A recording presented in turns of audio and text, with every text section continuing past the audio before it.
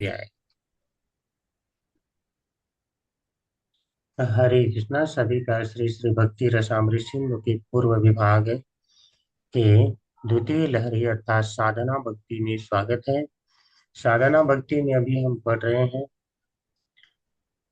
जो टॉपिक है मुक्ति से बढ़कर भक्ति, यानी मुक्ति से भी ज्यादा सुख भक्ति में भक्तों को प्राप्त होता है।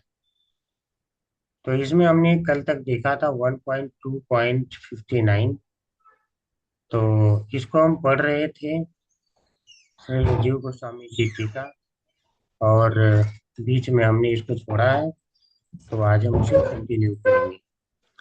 तो कल तक हमने देखा था कि जो भगवान श्री कृष्ण का स्वरूप है और भगवान विष्णु का स्वरूप है, दोनों सिद्धांततः एक ही है।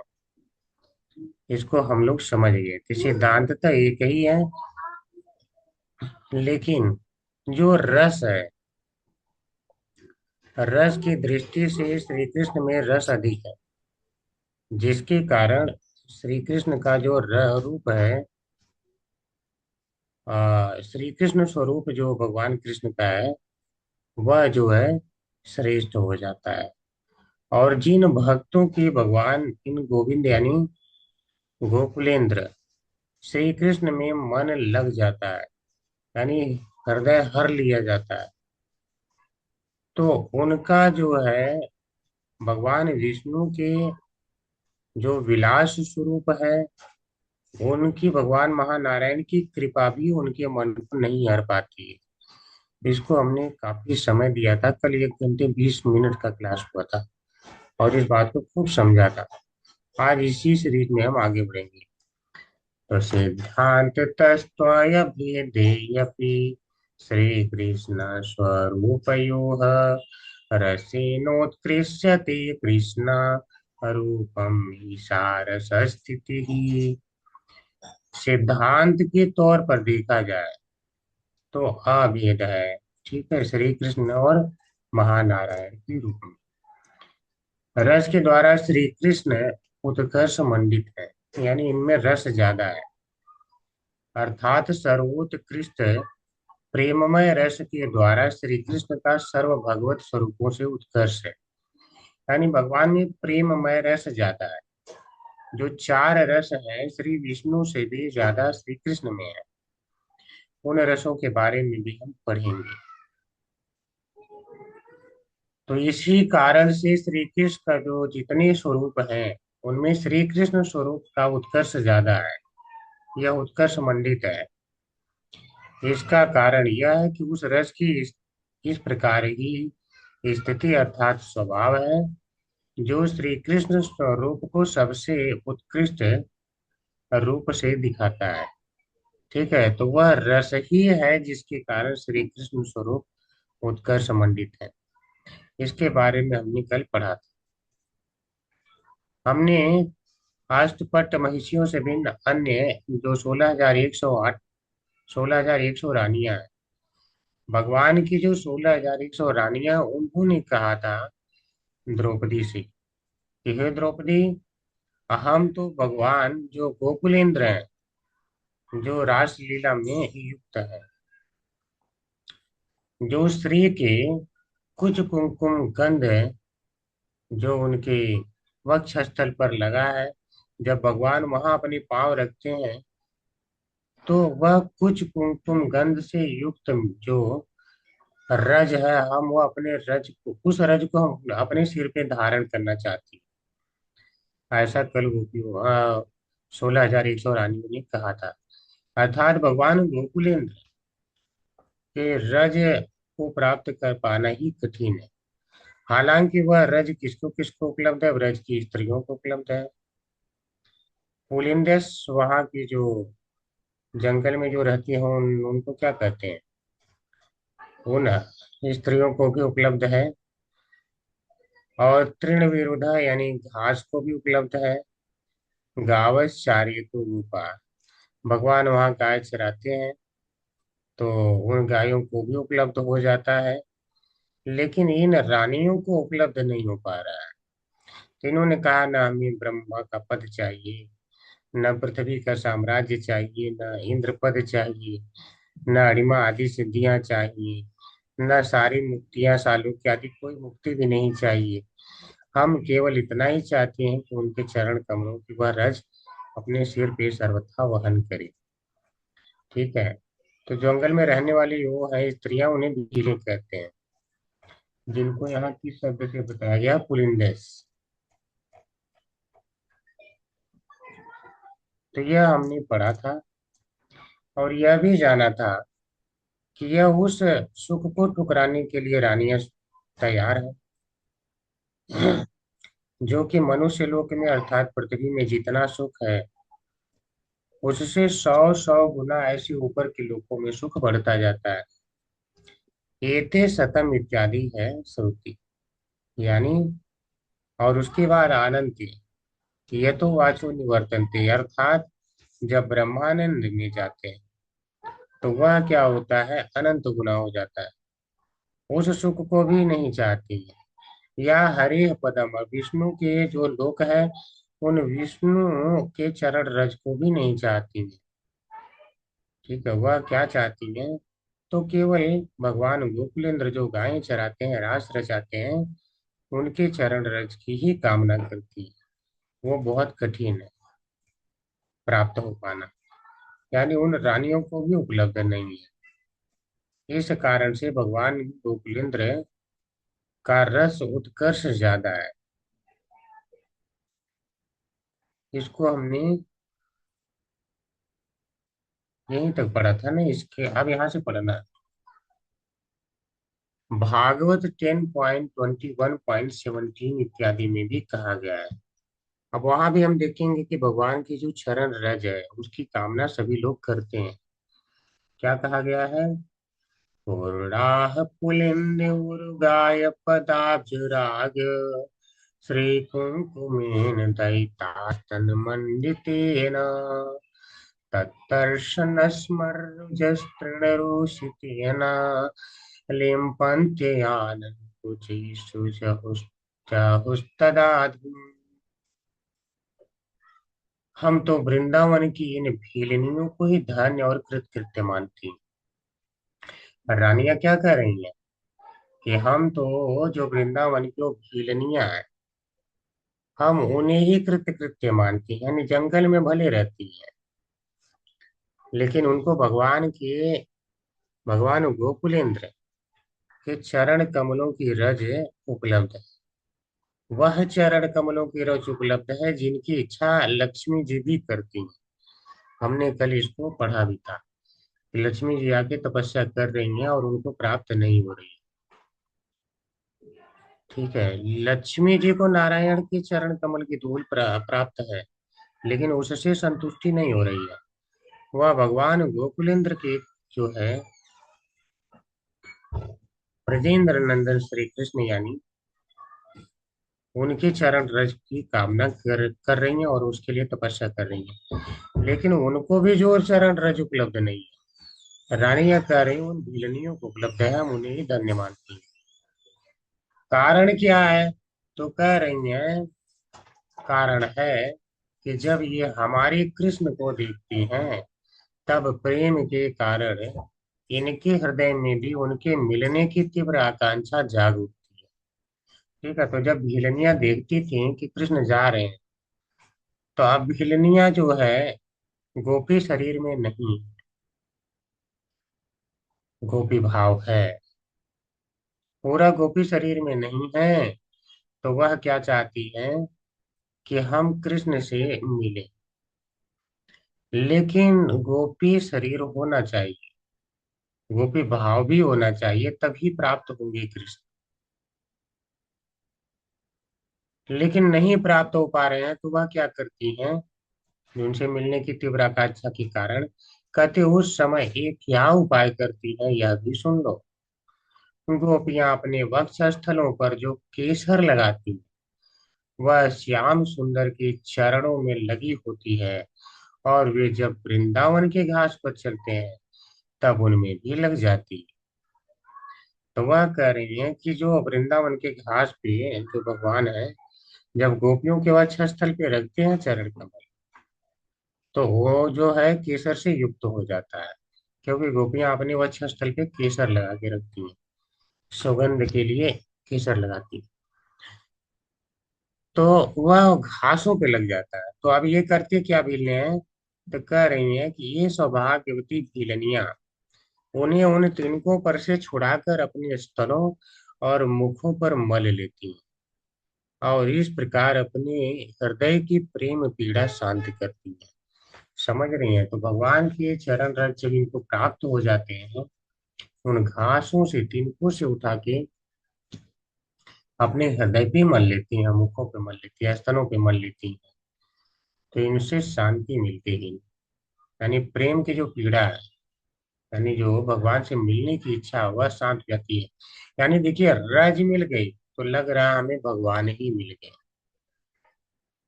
ठीक है, जो रज मिल गई तो इन्हें लग रहा है कि भगवान ही मिल गए। तो वह रज इतनी मूल्यवान है, उस रज में भी इतना रस है।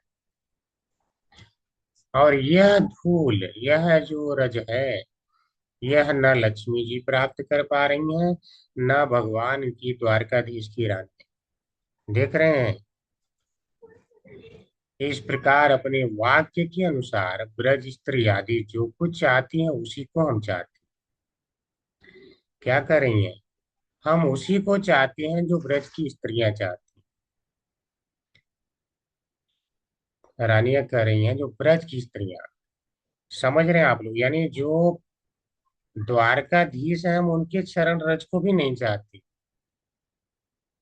यह बात तो स्पष्ट है, समझ में आ रहा है ना? हरे कृष्ण।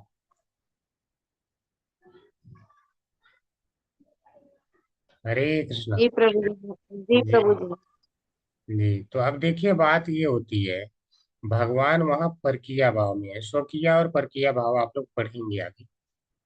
स्वकीय भाव होता है जब भगवान प्रेम से मिलते हैं अपने रानियों से। स्व यानी उनकी रानी, तो वह स्वकीय भाव कहलाता है। और जब जो है, जो विवाहित नहीं है, जो गोपियां हैं, उनसे मिलते हैं, तो वह परकीय भाव कहलाता है। तो वास्तव में स्वकीय भाव में आप देखते होंगे, एक इच्छा तो रहती है कि यह मेरा पालन करेगा, एटलीस्ट मेरा पति मेरा केयर करेगा, हर क्षण मेरा साथ देगा। लेकिन परकीय भाव में यह नहीं रहता। परकीय भाव में यह नहीं रहता। वहां पे केवल गोपियों की यह इच्छा रहती, कृष्ण को कैसे सुख प्राप्त हो, बदले में वो कुछ नहीं चाहती। तो परकीय भाव श्रेष्ठ होता है। लेकिन इस संसार में परकीय भाव निंदनीय माना जाता है, क्योंकि यहाँ परकीय भाव कोई कर ही नहीं पाता। कौन कर पाता है कि चलो मेरे प्रेमी को केवल सुख की प्राप्ति हो मुझसे, मैं इससे कुछ नहीं चाहती। कोई ऐसा तो नहीं चाहता कि मैं कुछ चाहती ही नहीं, केवल इसको सुख की कामना, इसको जो है मेरे अंदर है। यहाँ पर जो है भाव रहता है कि मुझसे विवाह हो जाएगा, ये तो अच्छी जॉब करता है, मेरा लाइफ सेटल हो जाएगा, कुछ न कुछ भाव रहता है। लेकिन वहां का श्रेष्ठ है, क्यों? क्योंकि कृष्ण से जो गोपियां हैं केवल प्रेम करती हैं और उन्हें ये सुख पहुंचाने की कामना है। तो जो परकीय भाव में वो जैसे मिलते हैं, ये रानियों को नहीं पता है कि भगवान कैसे मिलते हैं।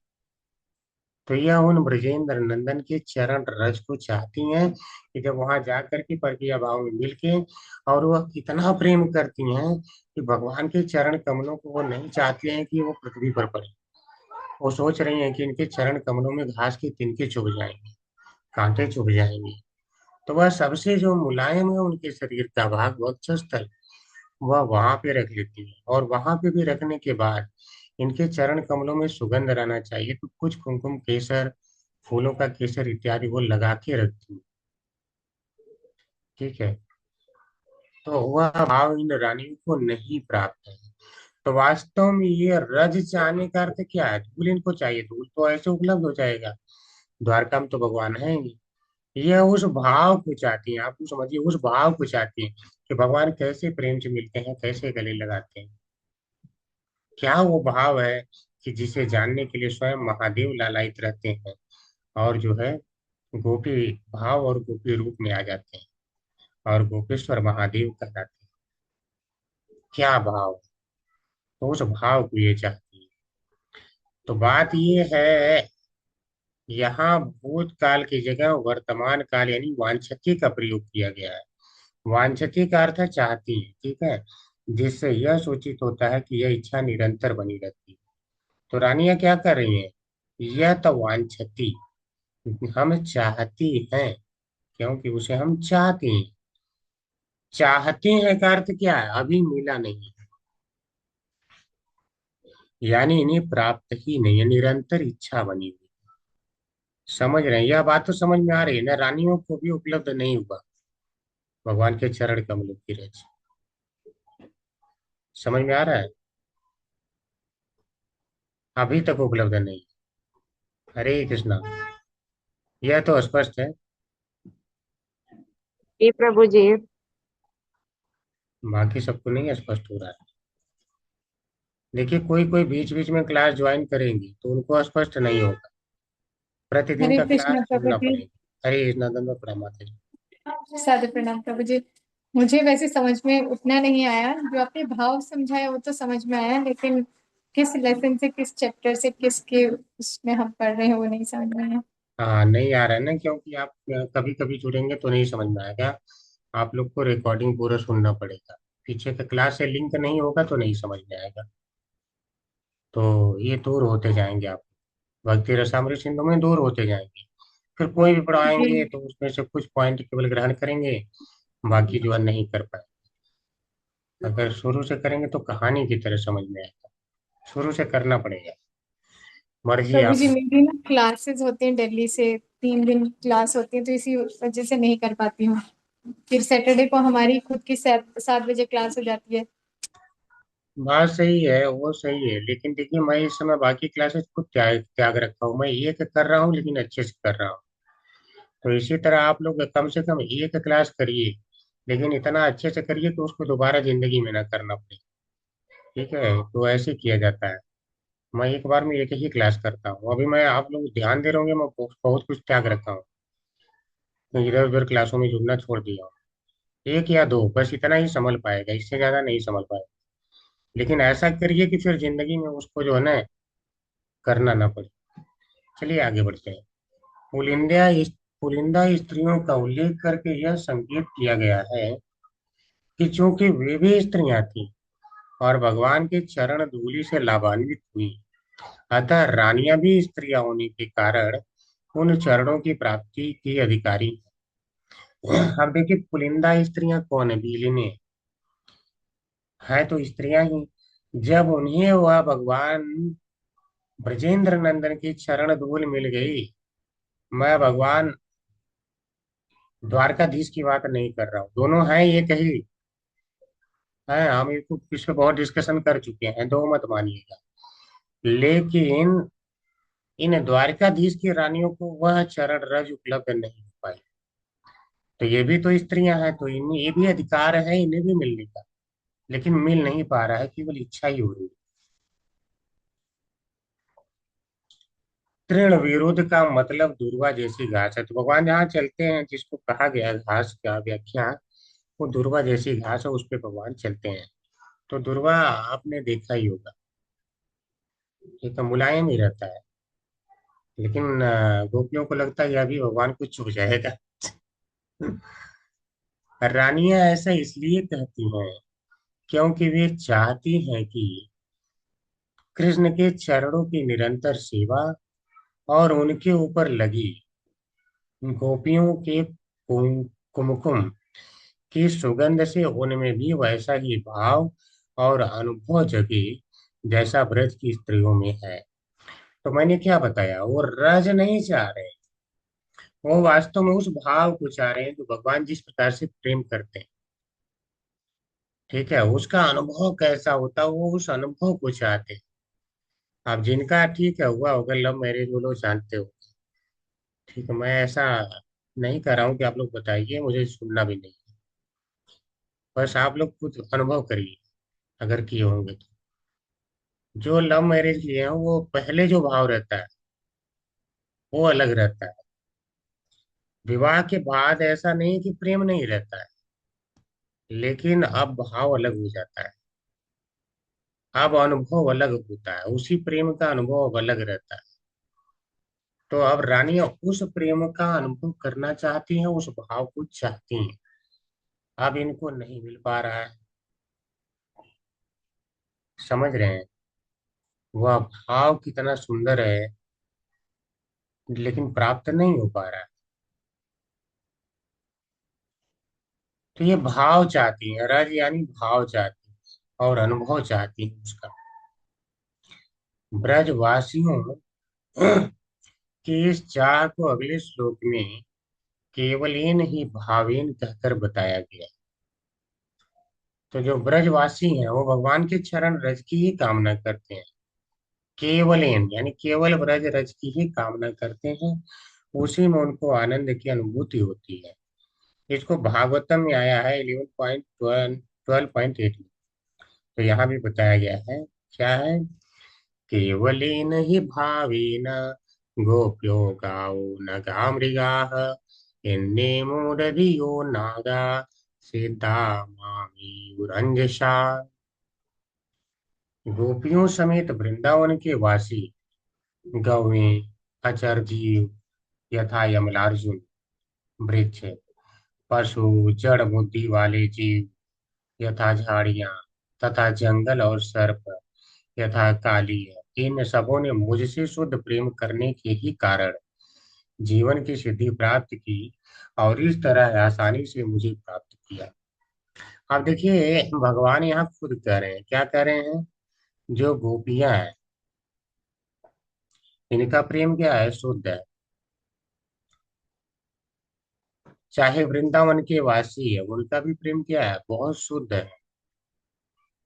यहाँ तक कि गायें हैं और जो वहाँ अमलार्जुन वृक्ष है, उनको भी भगवान कह रहे हैं इनका भी जो है प्रेम मुझसे बहुत शुद्ध है। वहाँ के जो वृंदावन के पशु हैं उनका भी प्रेम है। और सबको तो सबको, जो झाड़ियां हैं, वहां पे जो सर्प है यानी काली है, कालिया नाग, बोले हैं कालिया नाग को भी मेरी चरण रज प्राप्त हुई। तो उसका भी मुझसे शुद्ध प्रेम था। फुंकार रहा था ना, भगवान को लपेट रहा था। लपेट ले रहा था। लेकिन कह रहे हैं भगवान की उसका मुझसे शुद्ध प्रेम है।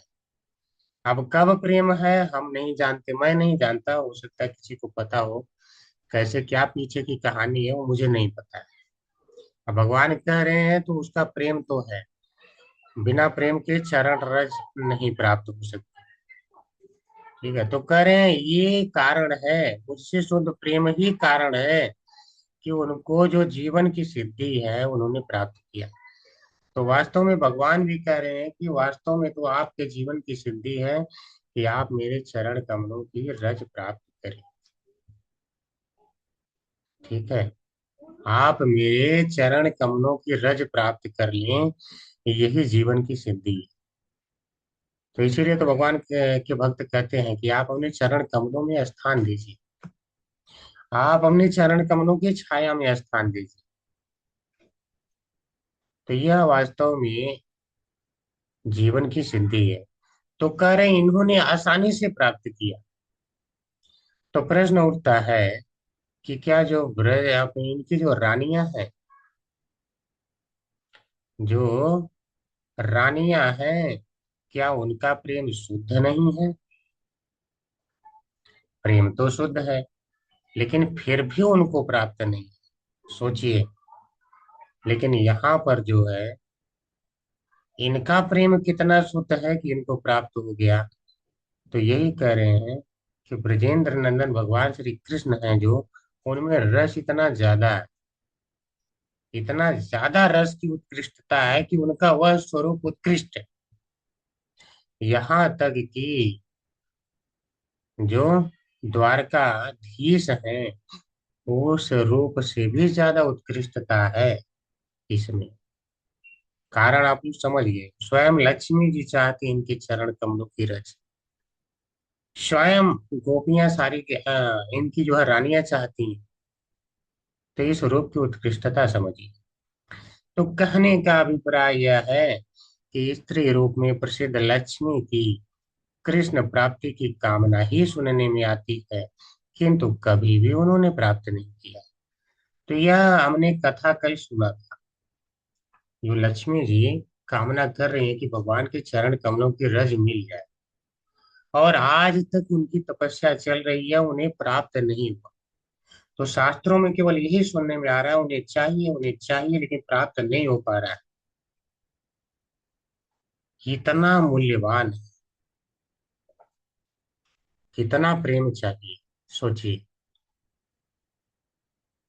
तो कैसे, अब यहाँ पे थोड़ा आगे भागवतम एक श्लोक आता है 10.16.36। वहां पे भगवान के चरण कमलों के रज के बारे में बताया गया। कस्यानुभावोऽस्य नादेव विद्महे तावाङ्घ्रिरेणुस्पर्शाधिकारः यद्वाञ्छया श्रीर्ललनाचरतपो विहाय कामान् सुचिरं धृतव्रता।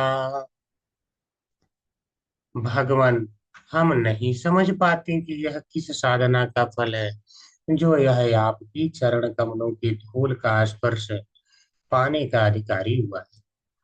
एक्चुअली भगवान ने कालिय मर्दन किया।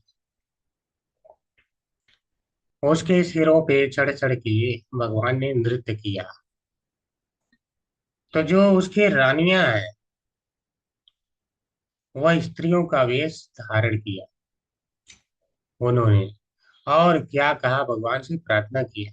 बोले, हे भगवान, हम तो यही नहीं समझ पा रहे हैं कि आखिर इसने कौन सी साधना करा है। कालिया नाग ने कौन सी साधना करा है कि आपके चरण कमलों की रज प्राप्त हुआ। और जबकि भगवान ने मार मार के उसका क्या है, खून निकाल दिया था, लेकिन रज प्राप्त हो गया। बड़ी बात तो ये है। तो अब देखिए, शास्त्र में यही इतना ही आता है कि उन्होंने कोई साधना किया है जिसका परिणाम है कि भगवान के चरणों की रज उसे प्राप्त हुई। लेकिन यह नहीं उल्लेख किया गया है कि कौन सी साधना किया था। तो अब कोई मुझसे मत पूछना कि कालिया ने कौन सा साधना किया था। या उसकी पत्नियों को भी नहीं पता, तो मुझे कहाँ से पता रहेगा। समझ रहे हैं। आपके चरणों की रज इतनी दुर्लभ है कि उसके लिए आपकी अर्धांगिनी लक्ष्मी जी ने बहुत दिनों तक समस्त भोगों का त्याग करके नियमों का पालन करते हुए तपस्या की थी। नाग पत्नियों ने इस प्रकार कहा। अच्छा, नाग पत्नियों को ये भी पता है कि लक्ष्मी जी तपस्या कर रही हैं और आपकी ही पत्नी है, विष्णु रूप में आप ही हैं, आपका विलास रूप है। तो उनको भी प्राप्त नहीं हो पा रहा है, ये नाग पत्नियों को भी पता है। लेकिन ये मेरा नाग कौन सा, कालिया नाग ने ऐसा साधना किया कि इसको प्राप्त हो गया, ये हम नहीं समझ पा रहे हैं। आपकी अर्धांगिनी को नहीं मिल पा रहा है और इसको मिल गया। देख रहे हैं ब्रजेंद्र नंदन, क्या लीला है। ठीक है। भागवत 10.47.62 में उद्धव ने भी कहा है। उद्धव ने क्या कहा है? हरे कृष्ण प्रभु जी। हरे कृष्ण माता जी। प्रभु जी, मायापुर का एक लेक्चर सुने थे तो उसमें बताया गया था नाग पत्नियां ही भक्त थी, नाग को भक्त नहीं बताया गया था। बोले कि उनका पत्नियां भक्त थी, इसलिए अच्छा, पति को भगवान से बोले कि मेरा पति को माफ करिए, तो भगवान माफ कर दिए। तो पत्नी को ही नाग पत्नी को ही भक्त बताया गया। ठीक है, वहां बताए हैं तो अच्छी बात है। अब मुझे तो वहां पे पढ़ना पड़ेगा, मैं तब एग्जैक्ट बता पाऊंगा। आपने सुना है तो फिर अच्छी बात है। अब हाँ, विश्वान वो से ही महाराज सुना होगा। मायापुर में बता रहे थे, हाँ, तो महाराज जी ने इसीलिए बताया है। मैं वो चीज। महाराज जी बताए थे, सही बताए। ठीक है, आगे बढ़ते हैं। 10 पॉइंट, ठीक है। तो पत्नियों का प्रभाव देखिए, फल मिला नहीं। तो आप जो जितने लोग भक्ति कर रहे हैं, तो आपकी भक्ति का भी फल मिलेगा, और तब आप नहीं समझ पाएंगी कि जो है आपकी पतियों के ऊपर इतनी कृपा क्यों हो रही है। तो आपको भी समझ में नहीं आएगा। और रहेगा आपका ही सारा किया कराया। वो बता रहे थे कि बोलता है ना कि पति लोग भक्त नहीं होते, पत्नियां भक्त होती है। तो वही बोले थे कि नाग पत्नियां भी भक्त थी तो पति को बचा ली, उसी तरह से आप लोग भी अपने पति को भक्ति दीजिए। जी ठीक है, तो 10.47.62 में उद्धव ने कहा है, क्या कहा? यावै श्रियार्चितं वचादिक्रियाप्त कामैर् योगेश्वरैरप्यते आत्मनिरास्य गोष्ठाम् कृष्णस्य तत् भगवतः चरणारविन्दम् न्यस्तं स्तनेषु विजहु परिरभ्यतापम् यावै श्रियार्चितं मचातिक्रियाप्त कामैर् योगीश्वरैरपि यत्तात्मनिराशयोष्ठाम् कृष्णस्य तत् भगवतः चरणारविन्दम् न्यस्तं स्तनीषु विजुः परिरभ्यतापम्। तापम आया, 3 प्रकार के ताप से लोग पीड़ित हैं ना। उसकी बात कर रहे हैं। स्वयं लक्ष्मी जी तथा ब्रह्मा एवं अन्य सारे देवता जो योग सिद्धि के स्वामी भगवान कृष्ण के चरण कमलों की पूजा अपने मन के भीतर ही कर सकते हैं। अच्छा, कुछ लोग कहते हैं अगर हम मन के भीतर ही भगवान की पूजा करें तो, देखिए सबका मन तो भागता है। चंचलम ही मन कृष्ण प्रमाथि बलवत दृढ़म तस्याहम निग्रह मन्ये वायुरिव सो दुष्करम। अर्जुन ने कहा कि जैसे वायु को ऐसे पकड़ना आसान है, फिर भी मुट्ठी में, हालांकि ऐसे निकल जाती, देखिए पकड़िए ऐसे सब निकल जाती है ना वायु, कहाँ इसमें रहती है। तो कह रहे हैं कि उसको रोकना आसान है, लेकिन मन को कंट्रोल करना कठिन है। तो लेकिन ये लोग इतने योग सिद्धियां हैं इनकी, ये मन इतने वश में है, ये लोग मन में ही कर सकते हैं चरण कमलों की पूजा। यानी इतना इनका है योग सिद्धि। किंतु राजनृत्य के समय कृष्ण ने न तो इन गोपियों के स्तनों पर अपने चरण रखे और न गोपियों ने उन्हीं चरणों का आलिंगन करके सारी व्यथाएं त्याग। क्या करें। किंतु राजनीति के समय कृष्ण कृष्ण ने तो इन गोपियों के स्तनों पर अपने चरण रखे और गोपियों ने उन्हीं चरणों का आलिंगन करके सारी व्यथाएं त्याग दी। हाँ, बात यह है, करें ये जो लोग हैं इतना पहुंचे हुए सिद्ध होने के बाद भी इनको भगवान के चरण रज नहीं प्राप्त हुआ। न लक्ष्मी जी को प्राप्त हुआ, न ब्रह्मा जी को, न सारे देवता को।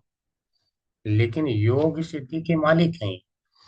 और जिनको योग सिद्धि कुछ नहीं आता, वो गोपियां अपने जो है स्तनों पे भगवान के चरण कमल की को जो है रखने में समर्थ हो सकी, और उन्होंने भगवान के चरण कमलों का आलिंगन किया। और आलिंगन करने से फायदा क्या हुआ? तो कह रहे हैं सारी व्यथाएं त्याग दी, सारे तापम लिखा नहीं आप, विजहु परिरभ्य तापम, सारे प्रकार के उनके जितने संसार में कष्ट रहे हैं वो सारे दूर हो जाते थे। होता है ना, कभी कभी प्रेमी प्रेमिका मिलते हैं तो उन्हें लगता है अच्छा आज तक हमने जितने कष्ट सहे, हम मिल गए तो सारा दूर हो गया। लेकिन कब तक दूर हो गया? वो तब तक ही दूर होता है जब तक वो अगली बार कोर्ट में फिर नहीं खड़े होते हैं। कोर्ट मैरिज करते हैं और वही कोर्ट फिर उनकी मैरिज को तोड़वाता है। ठीक है, ये आए दिन तो हो रहा है। जैसे जैसे मूर्ख बच्चियां हैं जो कुछ, वह भी लव जिहाद का शिकार बन रही हैं। तो क्या है, जब तक लव करती हैं तब तक उन्हें लगता है कि अब तो इससे ज्यादा हमें सुख नहीं प्राप्त हो रहा है कहीं, और फिर बाद में वही उनको काटता है। और उनको पता ही है जिहाद का अर्थ ही है काट पीट के फेंकना। ठीक है, उसमें यही किया ही हरे जाता कृष्ण प्रभु जी। है। हरे कृष्णा। प्रभु जी, वो गौरांग दास प्रभु जी का एक लेक्चर में यही चीज सुने थे। जी आजकल जो जब कृष्णा कॉन्शियस नहीं रहता मैरिज, तो उसमें वही रहता है, love at first sight and divorce at first fight. तो वही है। तो आप लोग समझ सकते हैं, ये अनुभव करने वाली बातें हैं। आप लोगों ने कहीं ना कहीं सुन ही रखा है, देखिए बातें। ठीक है, और जो यहाँ पे आ रही हैं बातें, तो उस पे उदाहरण बिल्कुल सटीक आता है। तो वह क्या है, उनको फिर काटते हैं, पीटते हैं। तलाक तो नहीं लेते, जिहाद में तलाक नहीं लेते हैं, उनमें काट के फेंक देते हैं। हाँ, कोई अगर हिंदू है तो वह तलाक जाके ले लेता है, डाइवोर्स ले लेता है। ठीक है, उसमें इतनी मानवता तो है, कम से कम डाइवोर्स लेके छोड़ रहा है, काट के नहीं छोड़ रहा है। तो यह क्या है, तब तक इनके ताप में ताप पे कह रहा हूँ। हालांकि इनका ताप जो है तब लगता है कि चला गया है नीचे, लेकिन फिर ताप आ जाती। और यहाँ क्या करें, केवल ताप जाते हैं, कभी ताप आने का उल्लेख नहीं है गोपियों का। यानी इनके सारे कष्ट दूर हो जाते हैं। वह आनंद की सीमा कितनी है उसकी कोई तुलना नहीं कर सकते। जिस आनंद को स्वयं महादेव प्राप्त करना चाहते हैं, महाप्रभु चैतन्य खुद प्राप्त करना चाहते हैं, गोपी भाव में रहते हैं, हमारे आचार्य रहते हैं। वो आनंद की सीमा हम नहीं जान सकते। इसको हम बुद्धि से समझ सकते हैं, लेकिन हम वहां तक नहीं जा सकते। ये सिद्धों के लिए है, सिद्ध पुरुषों के लिए। हम यहाँ बता रहे हैं, मैं बुद्धि से बता रहा हूँ, और आप लोग इसको बुद्धि से ग्रहण कर लीजिए। आप लोग सोचेंगे मैं अनुभव कर लूं उस आनंद की सीमा, नहीं कर पाएंगे। यह सिद्धों के लिए, आगे बात स्पष्ट की जाए, जो सिद्ध हो चुके हैं उनके लिए। लक्ष्मी जी की भक्ति भी ब्रज की स्त्रियों की भक्ति की बराबरी नहीं कर सकती, क्योंकि भागवत 10.47.60 में उगता है, क्या कहा गया है। नायं श्रेयोऽंगो नितान्तरतिः प्रसादः, स्वर्योषितामनलिनगन्धरुचां कुतोऽन्याः, रासोत्सवे भुजदण्डगृहीतकण्ठ, लब्धाशिषां वियोगात् ब्रजवल्लवीनाम्। भगवान श्री कृष्ण ने रासोत्सव के समय इन ब्रजांगनाओं के गले में बांह डालकर इनके मनोरथ पूर्ण किए। उनका जो भी इच्छा था, केवल भगवान ने गले में बांह डाला और सारी इच्छाएं पूरी। अब कोई इच्छा शेष नहीं रही, सारे ताप समाप्त। इन्हें भगवान ने जिस कृपा प्रसाद का वितरण किया, इन्हें जैसा प्रेम दान किया, वैसा भगवान की परम प्रेमवती नित्य संगिनी वक्ष स्थल पर विराजमान लक्ष्मी जी को भी नहीं प्राप्त हुआ। तो भागवत में क्या कहा गया है, लक्ष्मी जी स्वयं उसी प्रेम का अनुभव करना चाहती है, लेकिन उस प्रेम को प्राप्त नहीं कर पा रही हैं, और आज तक तपस्या जारी। अब जिसको जानना है पूरी कथा, उसको कल का लेक्चर सुनना होगा। ठीक है, पूरी कथा वहां से पता चलेगी। ऐसा प्रसाद कमल की सी सुगंध और कांति से युक्त देवांगनाओं को भी नहीं मिला, फिर दूसरी स्त्रियों की तो बात ही क्या है। ठीक है, तो भगवान की यह कृपा, जो देवांगनाएं हैं, देवलोक में अप्सराएं रहती हैं, उन्हें भी नहीं मिला। क्यों? तो जो देवांगनाएं हैं, जबकि हैं कैसी। अब देखो क्या है, थोड़ा सा अभी संसार की स्त्रियां हैं, थोड़ा भी काम करती है, पसीना आ जाए तो पसीने से बदबू आने लगी शरीर से, लेकिन कह रही है उनके शरीर से कमल की सुगंध जैसी हमेशा निकलती रहती है। ऐसी हैं देवांगनाएं, और कांति से युक्त है, शरीर जैसे लगता है कि आभा से युक्त है। जब वैसी देवांगनाओं को भी नहीं मिला, तो फिर दूसरी स्त्रियों की तो बात ही क्या। समझ रहे हैं, तो ये भगवान ब्रजेंद्र नंदन हैं, इनके चरण रज मिलना बहुत दुर्लभ। इस कथन से भी ब्रज सुंदरियों का परमाधिक्य है, यानी जो ब्रज की सुंदरियां हैं, पृथ्वी पे रह रही हैं, लेकिन इनका इतना प्रेमाधिक्य है, प्रेम ज्यादा है, भगवान के लिए समर्पण है। ठीक है, ये गोपी क्या समर्पण है, ये गोपी भाव में है और गोपी रूप में भी है। गोपी भाव है तो ऐसी सेवा भी कर रहे हैं। तो ये सुंदरियां श्रेष्ठ है। तो अगर कहा जाए भगवान की सबसे श्रेष्ठ प्रेमिकाएं कौन है, तो ब्रज की सुंदरियां हैं। और ब्रज की सुंदरियों में सर्वश्रेष्ठ राधा रानी। जबकि उनके हृदय में यानी वक्ष स्थल में स्वयं विराजमान रहती है लक्ष्मी जी। लेकिन देखिए, प्रेम इनका जाता है। तो ऐसा नहीं कि जो दूर है वो प्रेम नहीं कर सकता, ये भाव नहीं है। दूर से रह के ज्यादा प्रेम होता है। श्री राधा सब प्रकार से पूर्ण भगवान की लक्ष्मी है। बृहद गौतमीय तंत्र के अनुसार श्री राधा इस प्रकार है। देवी कृष्णमयी प्रोक्ता, राधिका परदेवता, सर्वलक्ष्मीमयी सर्व कांति स मोहिनी परा। अब देखिए राधा रानी है क्या चीज, समझिए। कोई साधारण बात नहीं है। देवी राधिका पर देवता कृष्णमयी, वह सर्व लक्ष्मीमयी सर्व कांति समोहिनी सर्वश्रेष्ठा शक्ति है। समस्त लक्ष्मियों में श्रेष्ठा शक्ति श्री राधा नाम से प्रसिद्ध है। सबसे विलक्षण शक्ति राधा नाम से विराजित है। उनको लक्ष्य करके भागवत 10.30.28 में कहा गया है। समझिए श्लोक। कह रहे हैं जो देवी हैं यानी जो राधिका रानी, वह क्या है? कृष्णमयी प्रोक्ता, प्रोक्ता का अर्थ कही जाती। उन्हें क्या कहा जाता है? कृष्णमयी। ठीक है, कृष्णमयी का अर्थ समझिए कि स्वयं कृष्ण से युक्त है, यानी वह कृष्ण के समान ही है, अर्थात कोई अंतर नहीं। तो राधिका रानी में कृष्ण में कोई अंतर नहीं है। कृष्ण वही। कौन है वो देवी? तो कह रहे राधिका। वो पर देवता कौन है? तो कह रहे हैं पर देवता का अर्थ सबसे ज्यादा पूजनीय देव। सबसे ज्यादा पूजनीय यानी श्री कृष्ण। जो कृष्ण है यह उनके जैसी है। तो राधिका रानी बिल्कुल उनके ही जैसी है। अच्छा, कोई अपने आप को ही तो सबसे ज्यादा प्रेम करता है। तो अब राधा रानी जब वही है, तो भला कृष्ण प्रेम क्यों न करे? बात तो ये है। सर्व लक्ष्मी मई यानी सारी लक्ष्मियों की अधिष्ठान है वो। सारी लक्ष्मियां किससे आती है? भगवान कृष्ण से आती है।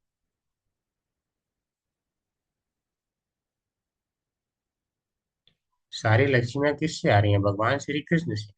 अरे श्री कृष्ण से कह रहे हैं, श्री राधा रानी से। यानी सारी लक्ष्मियों की अधिष्ठान है। तो सर्वकांति, सर्वकांति यानी सारे जितने वैभव है वो इनसे आते हैं। यानी सारी कांति, क्योंकि लक्ष्मियों के पास वैभव है, तो राधा रानी के पास वैभव भी है, लेकिन वैभव से इनको कोई लेना देना नहीं रहता। सारा त्याग की केवल कृष्ण की सेवा में लगी रहती है। केवल इतना ही क्या है? तो कहते हैं नहीं, समोहिनी परा। यानी इतनी श्रेष्ठ है, परा इतनी श्रेष्ठ है कि समोहिनी भगवान कृष्ण को भी आकर्षित कर लेती है उनके जैसी, लेकिन वो उनको भी आकर्षित कर लेती है। समझ रहे हैं? भाव तो ये है। मनोहरति कृष्ण से, कृष्ण अलाद स्वरूप। क्या मनोहरत कृष्ण से, कृष्ण का ही मन हर लेती। ये है राधा रानी। राधा रानी कोई सामान्य नहीं है। समझ रहे हैं? तो राधा रानी का ये है भाव, ये सबसे श्रेष्ठ है।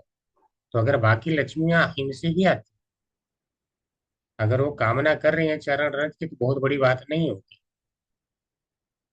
और इनको प्राप्त हो गया तो बहुत बड़ी बात नहीं होगी। ये स्वयं कृष्णमयी, कृष्ण से भिन्न नहीं है। इनका प्रेम का लेवल क्या है? इतना प्रेम का लेवल है। क्योंकि हम क्या देखते हैं, जब प्रेम भक्ति में कोई होता है, तो उस समय भक्ति कृष्ण को आकर्षित करती है। भक्ति स्वयं कृष्ण को आकर्षित करने लगती है। श्री कृष्णाकर्षणी हो जाती है। तो राधा रानी इसीलिए कृष्ण को आकर्षित करती है। समोहिनी, मोहित कर लेना, और सम्मोहित अच्छे से मोहित कर लेना। यानी कृष्ण का मन कहीं जा ही नहीं सकता। इसीलिए अगर रास नृत्य में रास में अगर चाहे कितनी करोड़ों करोड़ों भी देवियां, हाँ, गोपियां हो, अगर राधा रानी नहीं रहती हैं तो भगवान वहां से चले जाते हैं, भगवान को आनंद ही नहीं आता है। समझ रहे हैं? तो भागवत में भी राधा रानी को ही लक्ष्य करके कहा गया क्या, अनियाराधितो नूनम भगवान हरिरीश्वर यन्नो विहाय गोविंद प्रीतो यामनयाद्र। भगवान नहीं, अवश्य ही सर्वशक्तिमान भगवान श्री कृष्ण की यह आराधिका होगी, इसलिए इस पर प्रसन्न होकर हमारे प्राण प्यारे श्याम सुंदर ने हमें छोड़ दिया है और इसे एकांत स्थान में ले गए। तो कल भी हमने इस पे डिस्कशन किया था कि एक बार सारी गोपियां होती हैं, तो गोपियां होती हैं उनके साथ में भगवान राशि में अत्यंत आनंद विभोर रहते हैं। राधा रानी को लगता है कि यह तो इनके साथ आनंदित हो रहे हैं तो मैं क्या करूं, मुझे तो वैल्यू नहीं दे रहे हैं। तो राधा रानी वहां से चली जाती, कृष्ण उनके पीछे पीछे चल देते हैं। तब जो है इन गोपियां कृष्ण को ढूंढने लगती, और ढूंढते ढूंढते इनको क्या है कि पता चलता है, दोनों के चरण कमलों को देखते हैं, और जिधर भगवान गए हैं, तो भगवान जब राधा रानी से गले मिलते हैं, तो उनके हृदय में जो कुछ कुमकुम का जो युक्त केसर का गंध है, वह भगवान के इस जो माला पहने हैं उसमें हार में लग जाता है। तो उस हार की जो सुगंध है ये गोपियां पहचानती हैं। तो हार की सुगंध जब आ रही है तो ये समझ गए कि बस तो अनया आराधिता, जो सबसे बड़ी उनकी सेविका है, वो लेकर के चली गई। सुखदेव गोस्वामी हालांकि बोले हैं कि मैं नाम नहीं लूंगा, तो अनया आराधिता से इस बात को बता दिए हैं कि वो राधा रानी ही लेके गई। तो यही वो भागवत का श्लोक है जहाँ गुप्त रूप से राधा रानी को लक्ष्य किया गया है, अन्यथा पूरे भागवत में राधा रानी का नाम नहीं आता। ठीक है, इसीलिए वो कह रही हैं कि वो उनके पीछे चले गए हैं, तभी जो है हमें ये छोड़ करके उसे एकांत स्थान में ले गए हैं, क्योंकि वह इनकी सबसे बड़ी सेविका अर्थात आराधिका होगी। तो राधा रानी इतना प्रेम करती है कि भगवान उनके लिए सब कुछ छोड़ देते हैं। समझ रहे हैं? तो भागवत 10.30.11 में वर्णित है क्या है, पाप्येन पत्न्युपगतः प्रिय ये हगात्रैष तन्मन्त्रिषां सखीशो निर्वृतिम् अच्युतो वः कान्ताङ्गसङ्गकुचकुङ्कुमरञ्जितायाः कुन्दस्रज कुञ्जस्रज कुलपतिरिह गन्ध।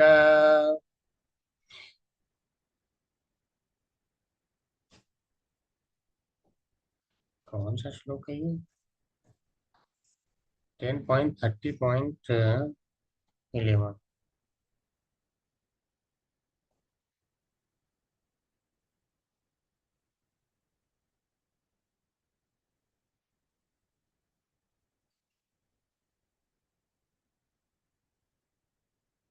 हाँ, कुंज सृजा ही है, ठीक।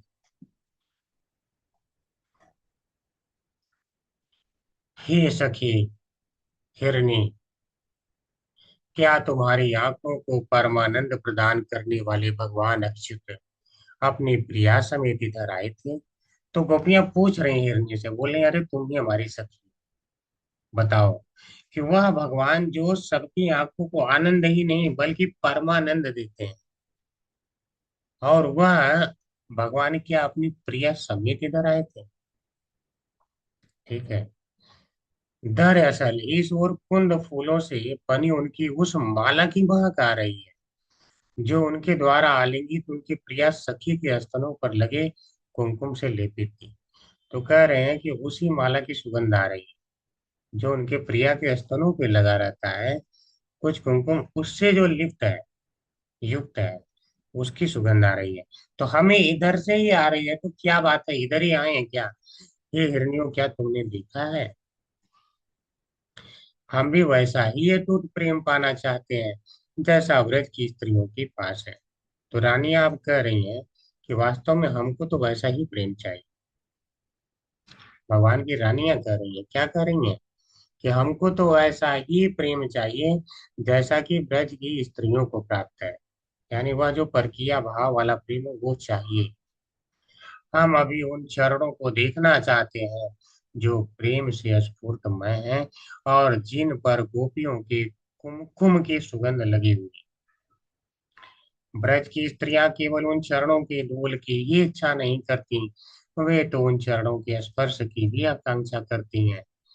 हम भी उन चरणों के स्पर्श की ही कामना करते हैं। ठीक है, तो स्पष्ट है कि भगवान के उन चरण कमलों की रज और भगवान का उन चरण कमलों का स्पर्श कर पाना कितना कठिन है। ठीक है, डेली आप लोग भी तो पढ़ते हैं, आई नंद तनुज किंकरम पतितम माम विस्मी भवान, कृपया तव पाद पंकजम स्थित धूलि सदृशम विचिंतया। यानी आप अपने चरण कमलों में जो रज है, आप वहां पे हमें स्थान दीजिए और रज के समान हमें समझिए, लेकिन चरण कमलों के नीचे स्थान दे दीजिए। जब आपने रज को अपने चरण कमलों में के नीचे स्थान दे दिया, तो आप भला हमें क्यों नहीं दे रहे हैं? तो भाव तो ये है, इसलिए उत्तम ही कहा है। क्या?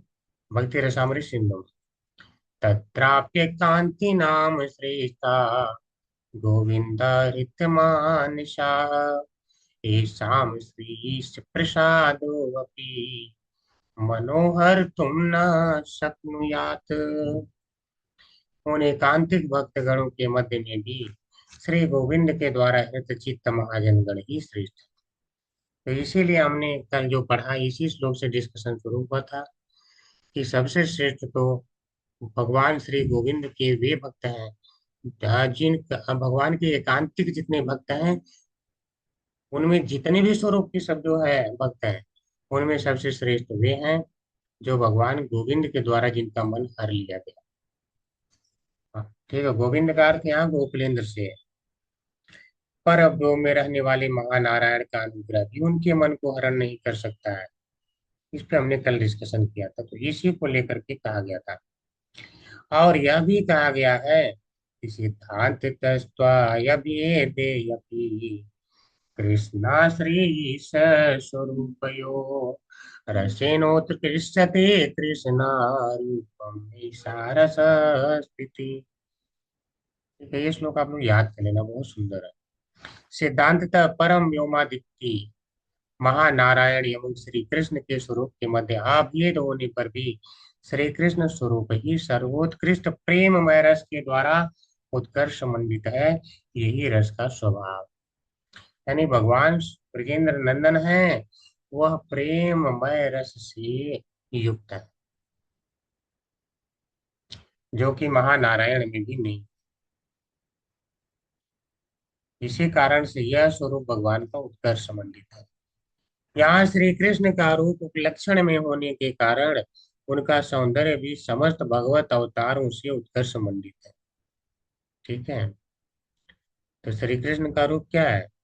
उपलक्षण में होने के कारण क्या है? ये कहा गया है कि जितने अवतार हैं, उनमें सबसे ज्यादा श्रेष्ठ भगवान का यही स्वरूप, क्योंकि इनके द्वारा जिसका मन हर लिया गया, तो समझिए और किसी स्वरूप के द्वारा नहीं हरा जाता। यद्यपि यह प्रकरण सिद्ध भक्त, यह नोट है देखिए, यद्यपि यह प्रकरण सिद्ध भक्त गणों का है, तथापि अन्य भक्त जन भी इन्हीं सिद्ध भक्तों के समान चित्त वाले हों, अतः उनकी जानकारी के लिए यहाँ लिखा गया है। तो अगर ये समझ में को नहीं आ रहा हो, तो चिंता की बात नहीं है। अगर आप अनुभव इस प्रेम का नहीं कर पा रहे हो, तो चिंता की बात नहीं है, क्योंकि यह प्रकरण ही सिद्ध भक्तों के लिए है।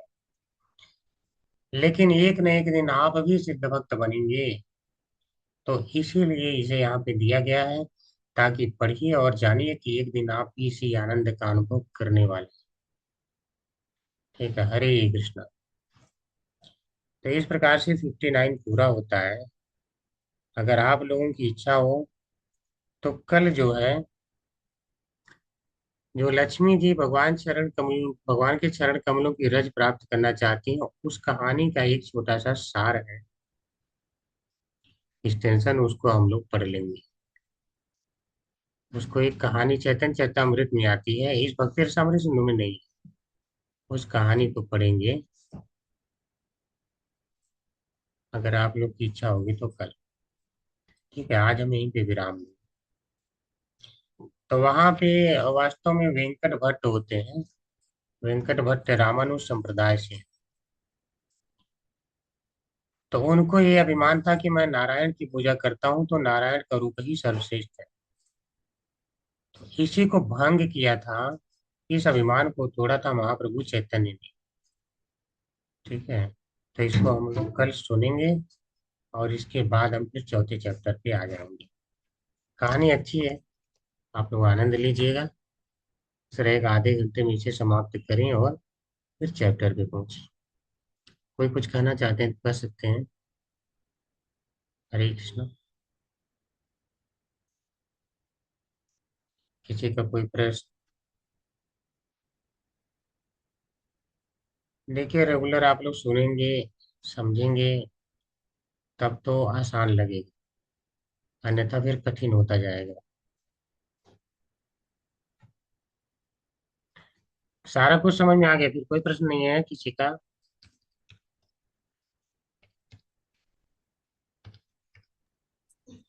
प्रभु जी पढ़ेंगे तभी आगे क्वेश्चन में से। अभी तो खाली सुने हैं तो। हाँ, तो पढ़ना भी पड़ेगा, हमने प्रभु दिए जी थे। जो प्रभु जी जो श्लोका वाला बुक है वो उसका मतलब पीडीएफ आप उसमें डाले थे ना प्रभु जी ग्रुप में? हाँ, डाला तो था। ठीक है। और सारे श्लोकों का तो मैं प्रभु अलग जी से उसमें पीपीटी। हाँ। ओनली श्लोकास ही रहता है ना? अभी जो बीच बीच में डालते हैं वो तो आता है मतलब पूरा हाँ। पूरा बोल रही हूँ पूरा बुक का। हाँ, केवल श्लोका वाला भी हमने भेजा तो है। हाँ वो तो मिलता है प्रभु जी। मैं पूछ रही थी उसका बुक मतलब श्लोका ही है क्या, वो जो बुक जो पहले जो था? श्लोका ही है। जी प्रभु। ठीक है, चलिए फिर आप लोग पढ़िएगा, कोई प्रश्न हो तो कभी भी कर सकते हैं। आज चलते हैं। वांछा कल्पतरुभ्यश्च कृपा सिन्धुभ्यश्च पतितानां पावनेभ्यो वैष्णवेभ्यो नमो नमः। अनंत कोटि वैष्णव वृंद की जय। जय श्रील प्रभुपाद की जय। जय सभी वैष्णवाचार्यों की जय। जय। जय भक्ति रसामृत सिंधु की जय। जय। जय। न सभी को धन्यवाद प्रणाम। हरे कृष्णा। प्रभु जी सादर प्रणाम, सभी को सादर प्रणाम।